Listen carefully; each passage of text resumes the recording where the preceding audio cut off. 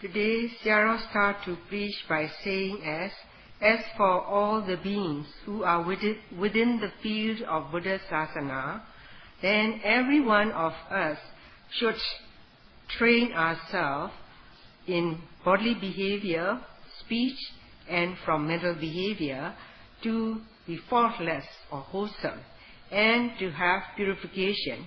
Once a being is pure, then we become civilized. Once you become civilized, you are an adorable person. So to have these good qualities in one, in the previous talk, Sayadaw explained, it is connected with two Dhamma nature. Only when one is in peace or tranquil, and only when one's mind is civilized, then to attain all these good qualities, we need to fulfill ourselves with two Dhamma nature. So that's why Sayadaw explained in Pali, that is, whenever we listen to the discourse, we need to listen with high due respect, and we must cherish the Dhamma. But if we are listening just superficially, nor just studying superficially, it won't reach to the bottom of your heart. So that's why it is a crucial or important fact for one to listen with due attentiveness and respect. Only when there is due respect and attentiveness, then all the Dhamma as expounded by the teacher will seep into your heart.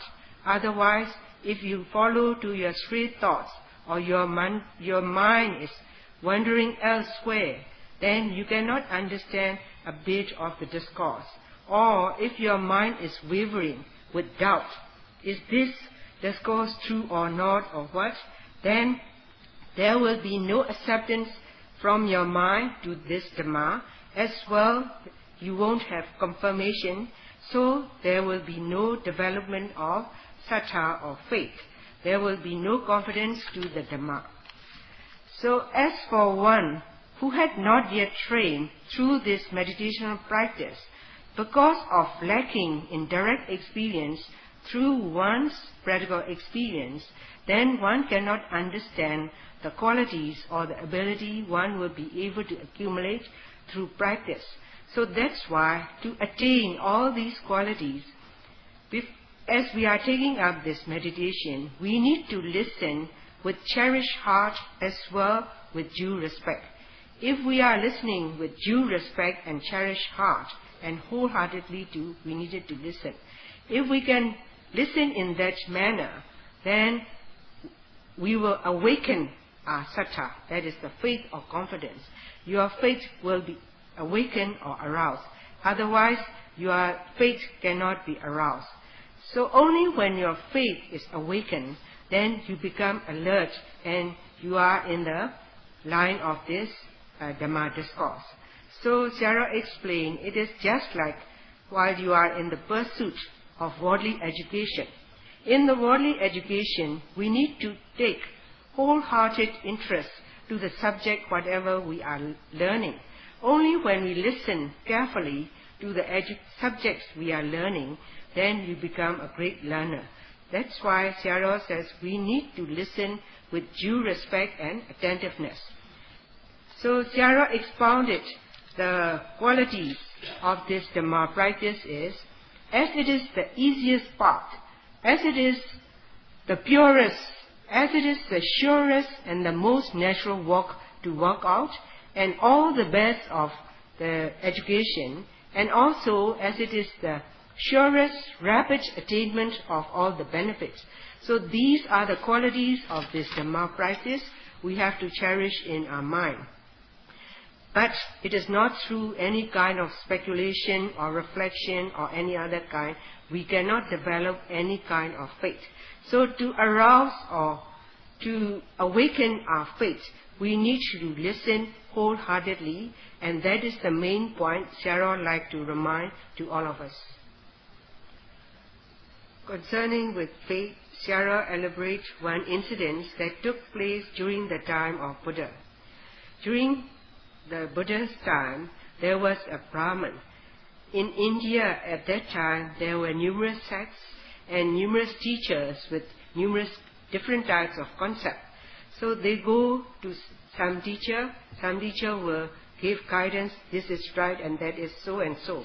And the others would criticize and others would speculate, and he is wavering to whatever the teacher he had met or whomsoever they were. He just criticized and left nothing in him. So likewise in the modern days too, if you cannot accept anything and just by criticizing or thinking or speculation, then you cannot be in the line of this practice.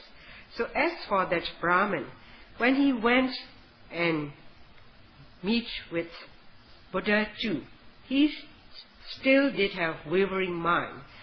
So he thought to himself that whatever the Buddha said too, Buddha says too, he was wavering and he has the doubt and he is criticizing and speculating.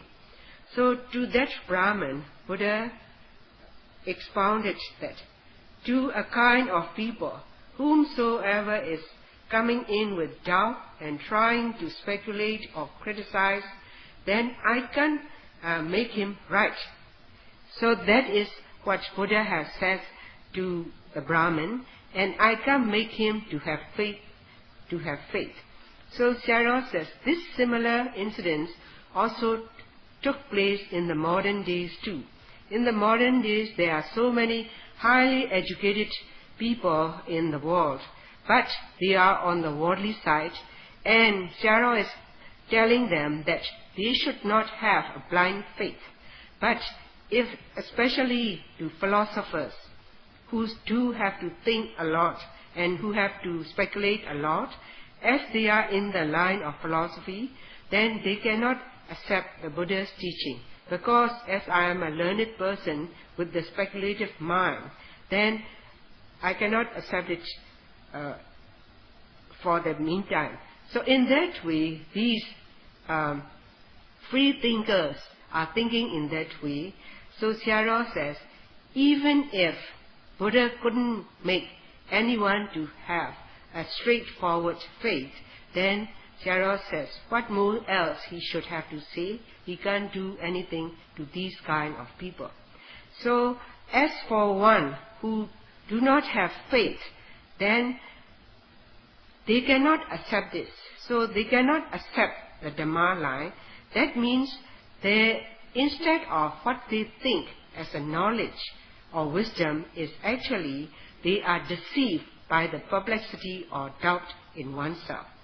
Because as the human mind, our mind is unleveled to the teaching of our Lord Buddha. So in that way, our mind has doubt. We have wavering mind. We are skeptical. What is it? And so forth. So in that way, we cannot accept this Dhamma.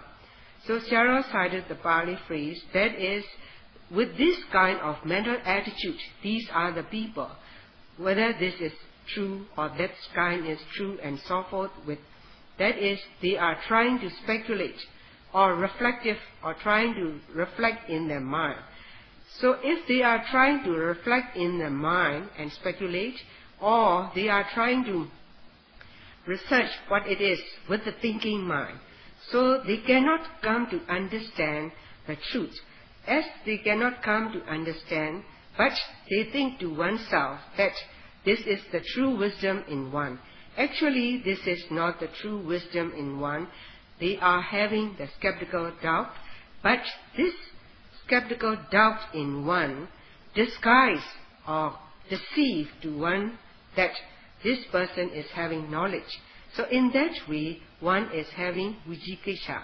That is the skeptical doubt or perplexity in ourselves. So if a mind is having too much of doubt and perplexity, we cannot do anything to pursue in this Dhamma line. So it is furthermore, Sayadaw says, if that kind of person who cannot pursue properly in this Dhamma line because of perplexity, trying to criticize or speculate, for these kind of being too, Sayadaw reminds that he can't do anything for them. Sierra explained, as for one who is listening attentively with due respect, they would arouse or awaken faith. So only who have awakened faith, then they will have a righteous way to practice. So for the meditators who are in the line of this practice, they need to have 5 types of pradhaniyanga. That's pradhaniya means when the yogis are going to strive strenuously in this meditation, they need to have certain qualities. Inga is the limbs or the constituents. So there are 5 limbs or the 5 constituents for one to have to succeed in the Dhamma line. The first constituent is called faith, strong faith. And second is yogi must be a healthy person. And third is there must be sincerity. Fourth is one must have effort. And the fifth is one must be able to see the mind and matter flux rapidly. So if one is fulfilled or endowed with these 5 qualities, these are the qualities that will conduce one to have Dhamma attainment. Sierra explained, when it comes to the term faith, this faith in the field of Buddha's teaching, as for the people who are born as a traditional Buddhists, then for them there is no problem.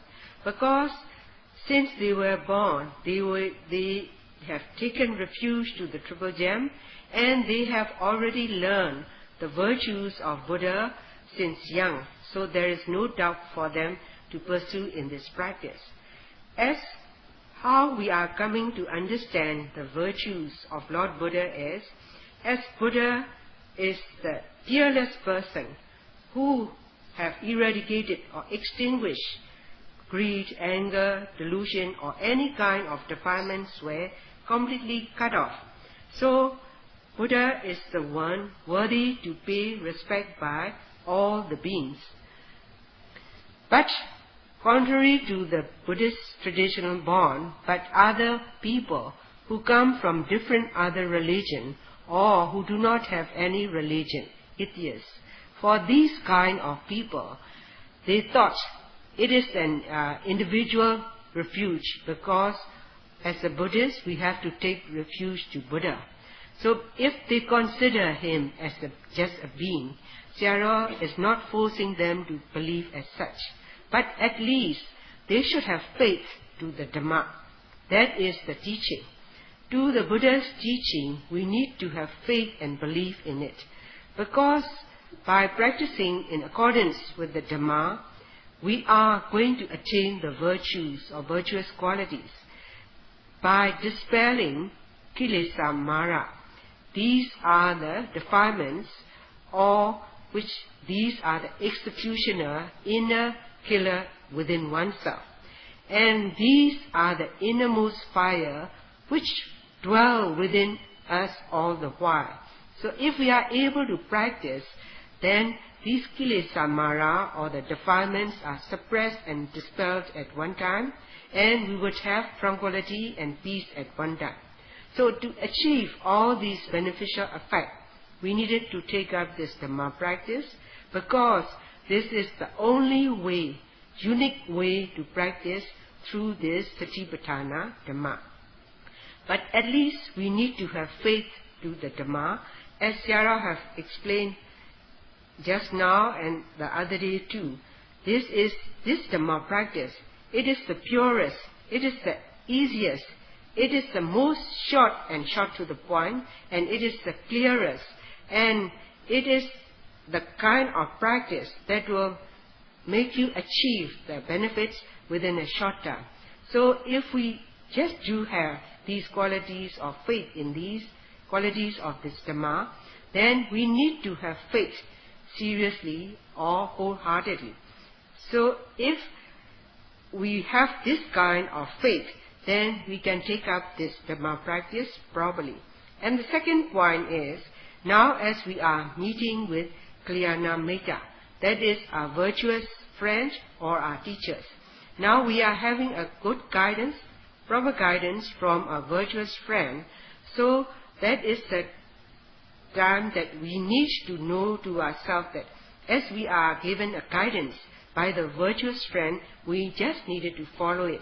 And second quality is also we need to have confidence in ourselves. As we are guided by the virtuous teachers, then we need to take confidence in ourselves to take up this practice. But contrary to this, if one is failing to accumulate the first quality as well the second quality, then they are just wasting their time and they cannot gain anything through this Dhamma practice. So that's why Sarah encouraged to everyone that at least we should have faith what can be happen through Dhamma practice. Sarah explained that if the yogi have fulfilled with the first quality or first limb, that is the faith. Now Sarah touched on the second point. Second point is to have good health. We must be healthy. To this point of healthy mean, Sarah says he doesn't mean that a being must have 100% fitness. It shouldn't be 100% fitness. He doesn't mean that way. But nowadays, or the modern people, as we all are not having 100% fitness, but a little bit ill here and there, so minor illnesses are always cropping up in each and every individual. But in accordance with Buddha's teaching, to be in good health means, Sarah explained that as for one who do have good digestion, if one have a good digestion, then because of a good digestion, then that person is considered to be healthy. But because of a good digestion, he is well nourished. If you have well nutriment, then you are able to take up this Dhamma practice. Sarah explained even the minor form of chronic ill or sick people too, if they can eat or if they can sleep enough, then this kind is considered as in healthy or in good health. So as for the second point, there is no difficulty for the yogis. Sarah touched on the third point or third limb, that is sincerity. The sincerity when we take up the Dhamma practice means we should have straightforward mind. That means not to pretend. How we pretend is, though we cannot take up this Dhamma practice in full time, but we, as the timetable, but we pretend as if we are able to take up this Dhamma practice in accordance with the timetable. And when we cannot note attentively and carefully do the Dhamma practice, but we pretend that we can note properly and attentively. So in that way, we try to pretend. So these are the weaknesses in ourselves, but we try to cover up these weaknesses, and we like to pretend to the other people. So if we have to say this as with a straightforward word, this is that person is not having honesty and trying to deceive others. So trying to deceive others means instead of having the no morality, there is a breakage in morality, but one pretend to have observing the morality. Instead of not accumulating the samadhi, there is no concentration, but try to deceive to others as if one have had concentration. And instead of not knowing anything in this Dhamma line, but pretend that one has come to understand to deceive others. So these are called Maya and Satya. Maya is to deceive other people, and Satya is the good qualities which you do not have, but you like to pretend and deceive others as if you have had. So these Maya and Satya shouldn't have in yogis. So as for the yogis who do have straightforward mind, to these kind of yogis, the teacher trusts them. So whatever they say, the teacher will believe. As for one who like to deceive others, or when they are even in this meditation practice, if they are covering or trying to deceive others here and there, then that becomes a burden to the teachers as well. So Sayadaw reminds us that it is very important for every one of us to have honesty. Sayadaw touched on the fourth point, and the fourth point is diligence. This is viriya. So this diligence is how we should be diligent in our practice is there should be a continuity in the line of our meditational practice. How it should be continuous means it is just like the flow of water. The water flow from up, down, there is continuity of the water flow. So likewise, in the line of our practice, we need to have diligence and continuous practice is important. So this is done by viriya, that is effort. So when it comes to viriya or effort, Sayadaw explained these are in three stages. These three stages are, first is called arambha dhatu. That is the initial viriya. And second is nekkhamma dhatu. That is the step up or booster up energy. First, we initially make an effort in this practice. In the line of our practice, we need to step up our energy in the line of practice. So this is called nekkhamma dhatu. And the third is parakhamma dhatu. That is the accomplished effort. Accomplished effort is to reach to the end of your practice. So these, if you can practice with these three stages of effort in you, then one is having a brave effort and courageous effort. If you do have a courageous effort in the line of practice, you never rendered even for the body and life of yourself. So in the line of our meditational practice, for the meditators, as we are cultivating our mind, while we are sitting in the meditation or in walking, our body should be tranquil and it should be in equilibrium. But instead of that, whether in the sitting or so, if we are sitting with one leg up or stretching out the leg or gazing here and there or thinking so and so, then we are not in the line of mental cultivation with the viriya as explained by the teacher. So that's why Sayadaw says, in the first place, it is very important to have a tranquility of body for us to cultivate our mind. So to be able to practice properly, whenever we are noting on the rising, for example, to the rising and falling of the phenomenon, our noting mind should note on it, on the object, accurately and carefully, and also we should have a unique collection from our mental power, so much so that with the right effort, as much as we are having the right aim on it, we should pierce or plunge into that object as soon as it occurred. It should be concurrent, and in our hearts too, we should make an effort that I am not going to have a miss in this noting. So if you encourage yourself in that way, then not only to the rising and falling of your abdomen, but to any other object, whatever occurred, we should have this right aim and right effort with unique, powerful mental energy. So how we should have is, Sayadaw explained, you must have a dynamic mind, you must have an alert mind, and it must be active too. But if your mind is cold, if your mind is slackened and sluggish or withered, then you cannot note properly. So to have these good qualities, we need to note with due respect and note it carefully. So whenever we note to the object and the noting mind should be concurrent, precise, and we should note it with due respect. If we are noting in that manner, we will be having this unique, strong mental power.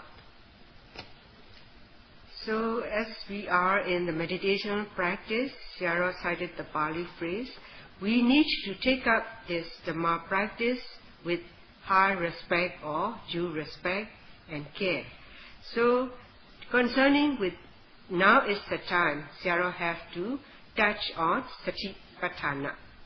This Satipatthana is the combination of two words. Sati is the former and the Patthana is the latter word. The meaning of Sati means it is actually remember, but it is awareness or observation is the better explanation. And the second word, Patthana, is to look closely or to fix or observe on the object. To this kind of mindfulness or Satipatthana it is not a superficial kind. To whatever the object when it comes to the scope of your meditation mind, then your awareness from your mind should be excessively strong and powerful to observe the meditational object. So when it comes to understand the meaning of Satipatthana means, it is the close fixation of firm, steadfast mindfulness and noting concurrently onto the object. So to have a proper effort in us, now Sayadaw have more to say. In the word Patthana, Sayadaw explained that Pa represents in English as excessive or distinguish. This distinguish is, one can say the distinguished word as a normal mean, but in this line of practice, it is superior than the normal means of distinguish. So it should be excessively distinguished.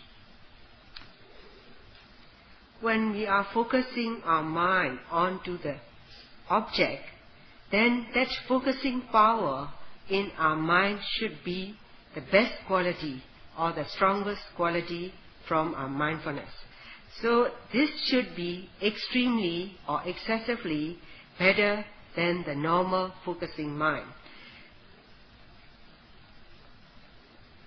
As we are focusing our mind with sati, it should be the best kind of extremely or excessively we should have the best quality of sati in ourselves.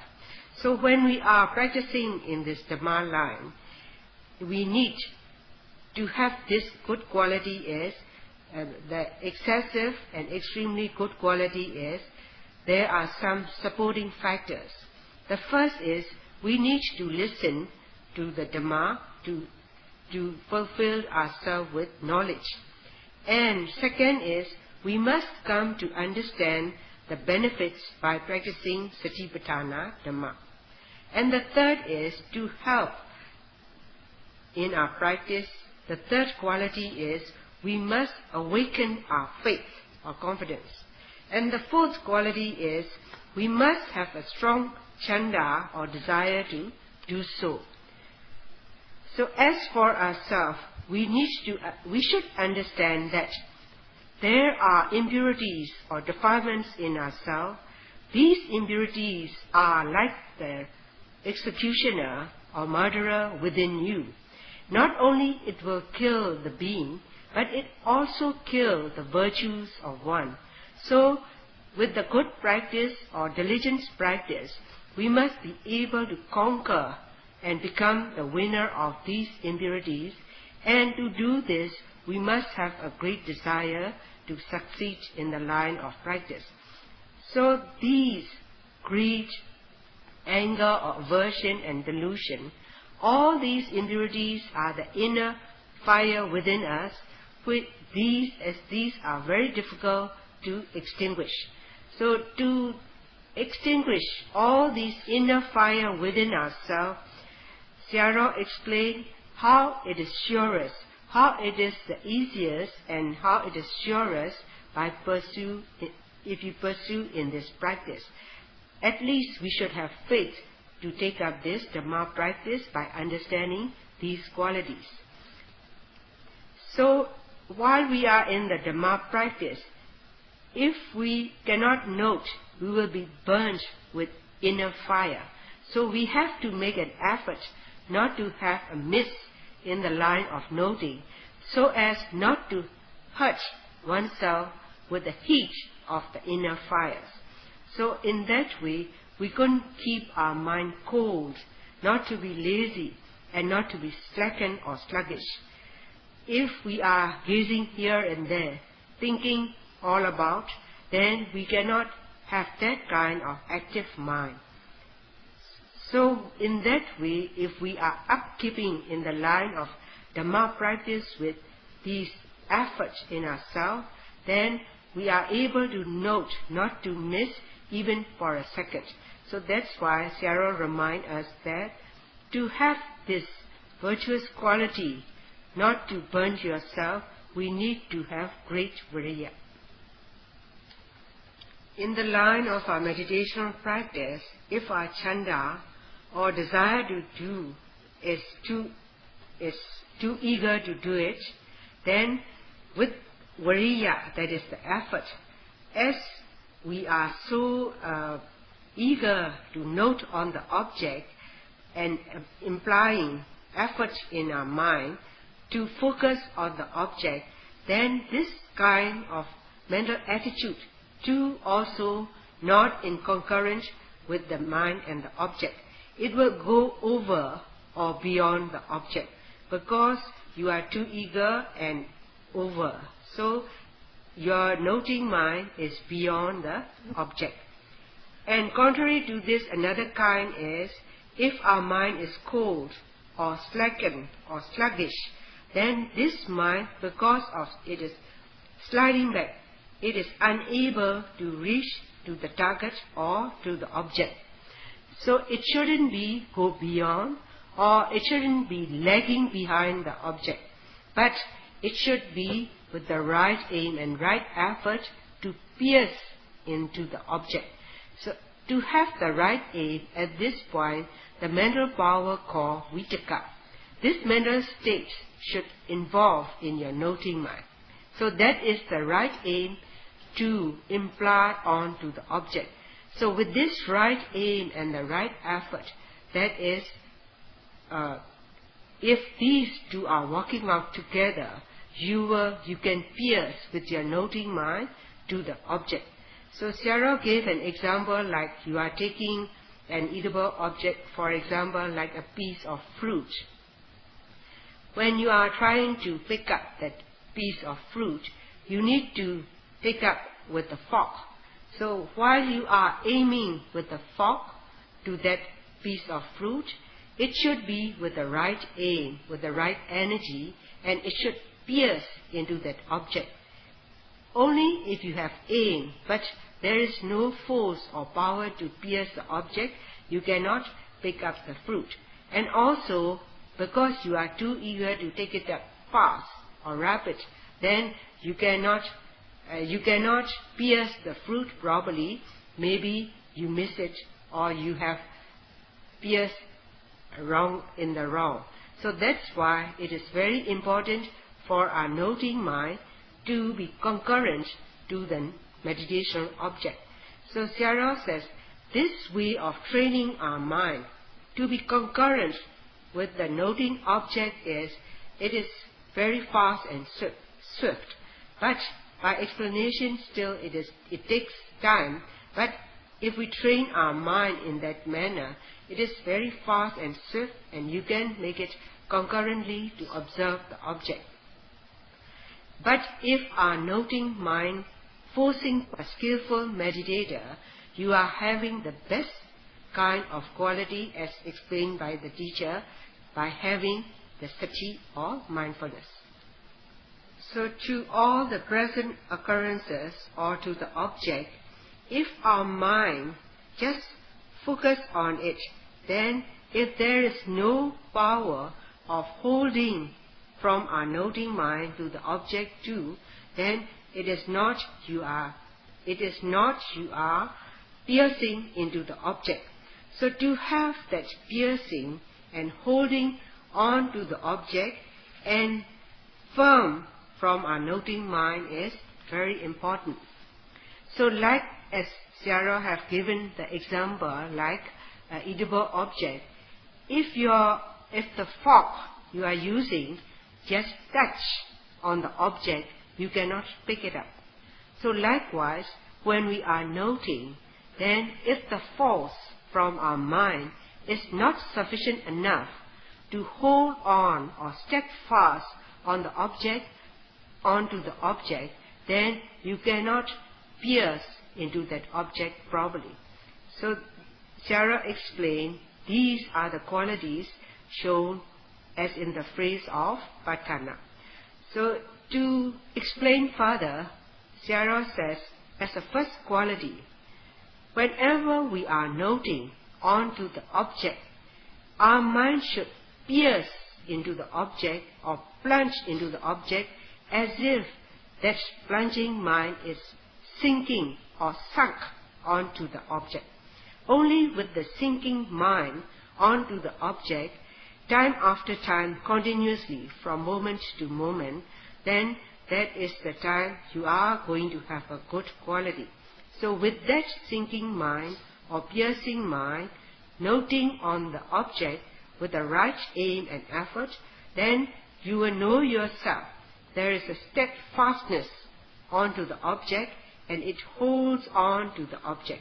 So only in that manner, if we are having the mindfulness or noting mind, that is the kind having a best quality of sati. Sarah explained, to become as a dutiful meditator, whenever the object occurred, to that present moment, while it is fresh or while it is hot, our noting mind should be ardent and it should be holding and excessively observing into that object. So at that moment, there is no room for thoughts. We cannot think anything, but we have to note, as we are told, as to note with piercing mind and steadfastness onto the object. So if we are thinking when the present occurrence is there, then that thinking mind become a great hindrance in this Satipatthana Dhamma practice. So to work out properly in this meditational practice, we must note with steadfast mindfulness, and it should be hot or fresh as it occurred, and the noting mind should be concurrently noting on the object. So as for sati, in accordance with the literature, Sarah explained, we shouldn't have apilapana lakkhana. That is the characteristic explained in an indirect form. That indirect form is the noting mind shouldn't be floating on the object. Floating means it is superficial. That means if we take the other way, it should be deep. So it shouldn't, Sarah explained that it shouldn't be like you are throwing a cock.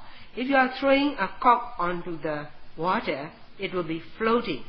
But if you are throwing a stone into a pond, then it was sunk into the bottom. So likewise, when we are noting to the object, our noting mind should immediately sink into the object as soon as it occurred. So to have that sinking mind or piercing mind is, for example, if we are noting rising of the abdomen. As soon as the rising occurred, then the noting mind should be concurrently observing with or noting with right aim and right effort. Likewise, if we note to the falling of our abdomen, we note it hot or immediately with the right aim and right effort on to the object.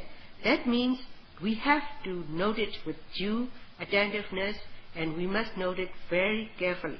So if we are noting with due care, then we will be coming to understand with our own experience that our noting mind as if it sunk or it sank into the object, you will have that experience. So likewise, if we are following the footsteps in our walking meditation, whether you are lifting or stepping forward or placing down, then in the line of the process of walking meditation, to each and every moment of each process, our noting mind should be concurrently noting with the object as if our mind is sinking into that object. So in that way, when we are standing or when we are turning our body or whatever we are following to note, we have to note in the same manner. So if we are noting to the meditational object concurrently and fresh with the right aim and right effort, so much so that your noting mind is as if it peers or sinks into the object, and you have to observe in that manner. If you are noting in that way, then that way of noting becomes as the best quality. Whenever we are observing to any kind of object in our meditation field, as we are noting as in the main object, then Sayadaw pointed out that we need to ask to oneself, am I a dutiful meditator? So much so that am I noting as guided by the teacher? So this is the question you have to ask yourself, and you have to have a straightforward answer. And also you need to assess yourself. Am I walking out in accordance with the guidance? Or am I really doing this walk properly as guided by? So if you are asking yourself, you need to answer in a straightforward manner. But if you are too lenient to yourself, and if you wanted to give a light answer as I am dutiful, then this is not the straightforward answer. Even if you yourself can admit you are relaxing to yourself, then Sayadaw says, what more so the teacher can say? Sayadaw explains, in accordance with our great Sayadaw, as well handed down again by our chief Sayadaw now, Sayadaw is guiding to the yogis how to be mindfully practiced in precise and in detailed form. But Sayadaw says, the teacher, their duty is just to give the guideline and to teach them how to follow the path of this meditational practice. But they cannot do anything in the line of practice to come to understand. Only the meditators, himself or herself, can do to achieve the wisdom.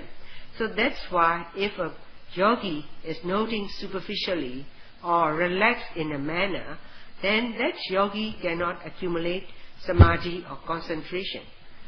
Lacking in concentration is lacking in pinya or wisdom. So as for the teacher, their duty is just to give the guidance and just to show them how to follow this practice properly. But for the yogi, if they are lax or not following the guidance, then these become the chronic yogis, like the chronic patient. So even however they are noting for 1 month or 2 months, they won't achieve any kind of wisdom. But for one who is striving diligently, even though within a short period, if you are practicing diligently, then within the short time you would attain the distinguished knowledges through this practice. So that's why Sayadaw reminds us that to be effective in the meditational practice, we need to note it attentively and carefully with due respect. Sayadaw is encouraging that all the yogis who come from very far away, Sayadaw can't let all the yogis to become a chronic yogi. So not to become a chronic yogi, Sayadaw says, he will give a forceful medicine to these kind of yogis, not to let them become a chronic yogi.